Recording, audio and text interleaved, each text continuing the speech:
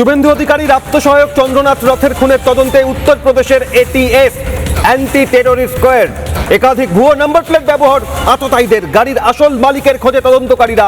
উত্তরপ্রদেশের বদাউনের নম্বর তদন্তকারীদের হাতে উত্তরপ্রদেশ এটিএস এর সঙ্গে যোগাযোগ। সিটের স্পেশাল ইনভেস্টিগেশন টিম গঠন করা হয়েছে।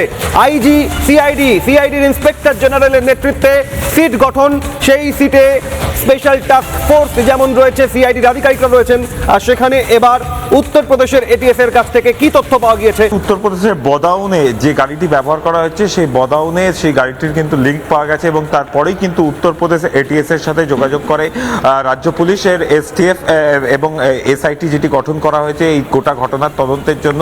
এবং দুপক্ষের মধ্যেই কিন্তু কথা হয়েছে, তথ্য আদান প্রদান হয়েছে এবং সেই জায়গা থেকে দাঁড়িয়ে পরবর্তী ক্ষেত্রে আরও কি তথ্য পাওয়া যায় সেই দিকেও কিন্তু নজর রাখছেন তদন্তকারী আধিকারিকরা। এবং তার পাশাপাশি আরও একটা বিষয়, বারাসাত মধ্যমগ্রাম যে স্টেশন রয়েছে সেই সংলগ্ন বেশ কিছু এলাকায়ও কিন্তু বেশ কিছু সন্দেহভাজন গতিবিধি দেখা গেছে এবং সেগুলোর দিকেও কিন্তু নজর রাখা হচ্ছে। এবং তাছাড়াও বেলগড়িয়া এক্সপ্রেসওয়ে থেকে যে মধ্যমগ্রামের রুট রয়েছে সেই রুটেও কিন্তু বিভিন্ন যে সিগন্যালের ট্রাফিক যে ক্যামেরা রয়েছে সেগুলোকেও কিন্তু নজরদারি আওতাধীনে নিয়ে আসা হয়েছে।